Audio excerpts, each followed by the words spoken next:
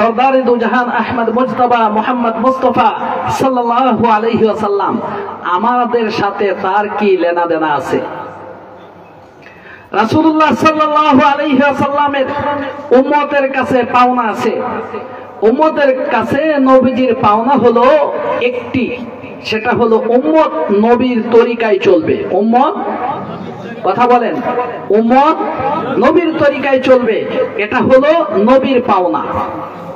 এটা হলো নবীর পাওনা। নবীর তরিকায় উম্মত যারা চলবে এদেরকে রাসূলুল্লাহ সাল্লাল্লাহু আলাইহি ওয়াসাল্লাম এর কাছে তাদের দুইটা পাওনা হয়, এটা রাসূলুল্লাহ সাল্লাল্লাহু আলাইহি ওয়াসাল্লাম তাদেরকে দিবেন।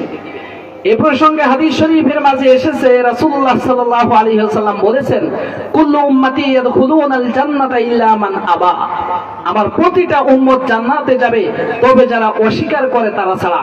সাহাবায়ে কেরাম বললেন, ইলা মান আবা, বলা হলো কে অস্বীকার করে? নবীজি বললেন, মান আতাআনি দাখালাল জান্নাহ ওয়া মান আসানি ফাকাদ আবা, যে আমার আনুগত্য করে আমার তরিকায় চলে সে তো তরিকায় চলেছে, আর যে আমার অবাধ্যতা করে সে অস্বীকারী। আমার অবাধ্যতায় যারা করে তারা জান্নাতে যেতে পারবে না।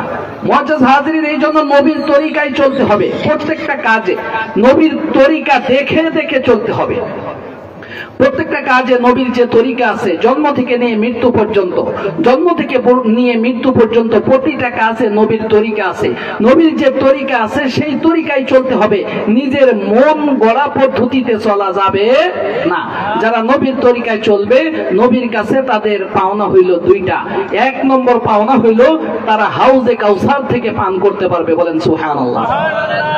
হাউজে কাউসার সম্পর্কে নবীজি বলেছেন, আমার হাউজে কাউসারের পরিধি হলো ইলা মুনতাহা বাসরিহি, চোখের দৃষ্টি যত দূর যায়।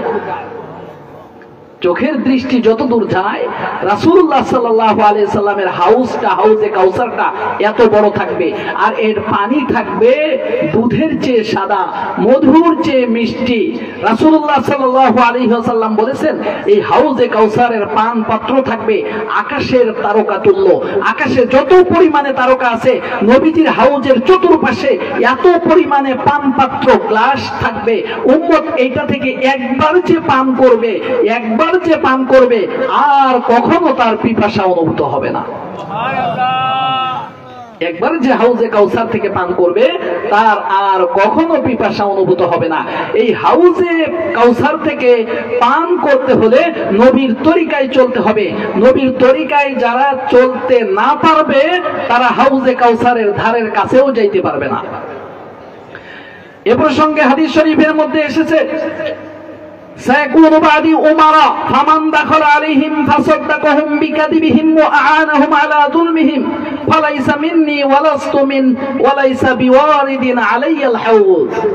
নবীজি বলেছেন, অচিরেই আমার পরে অনেক আমির আসবে, যে সমস্ত লোকেরা তাদের মিথ্যাকে সত্য বলে সমর্থন করবে, তাদের জুলুমের কাজে সহযোগিতা করবে, এরা আমার হাউজে কাউসারের ধারের কাছেও আসতে পারবে না। এজন্য নবীর তরিকায় চলতে হবে হাউজে কাউসার থেকে পান করতে হলে। যারা নবীর তরিকায় চলবে তাদের দুই নম্বর পাওনা হইল নবীর সুপারিশ। নবীর সুপারিশ, নবীর সুপারিশ দরকার আছে না নাই? নবীর সুপারিশ বিনে কেউ মুক্তি পাবে না, কথাটা মনে রাখবেন। নবীর সুপারিশ বিনে কেউ মুক্তি পাওয়া সম্ভব নয়। এটা হলো শাফাআতে কুবরা, সর্বপ্রথম যে সুপারিশ আছে। এই সর্বপ্রথম সুপারিশ নবীজি করার পরে আল্লাহ বিচার আচার শুরু করবেন। এই সুপারিশটা ছাড়া কেউ মুক্তি পাবে না, বিচারই শুরু হবে না, মুক্তি পাবে কোত্থেকে? এই জন্য রাসূলুল্লাহ সাল্লাল্লাহু আলাইহি ওয়াসাল্লামের সুপারিশ যদি পেতে হয় নবীর তরিকায় চলতে হবে। মুআজ্জাজ হাজিরিন, সংক্ষিপ্ত কথা হলো, আল্লাহ রাব্বুল ইজ্জতের আমাদের কাছে পাওনা হলো ইবাদত যেটা শিরিক মুক্ত হবে। আর যে সমস্ত বান্দা শিরিক মুক্ত ইবাদত করবে তাদের আল্লাহর কাছে পাওনা হয়ে যায় জান্নাত।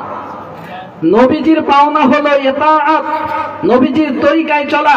যারা নবীর তরিকায় চলবে তাদের নবীর কাছে দুইটা পাওনা হবে। এক নম্বর পাওনা হলো হাউজে কাউসার, দুই নম্বর পাওনা হইল সুপারিশ।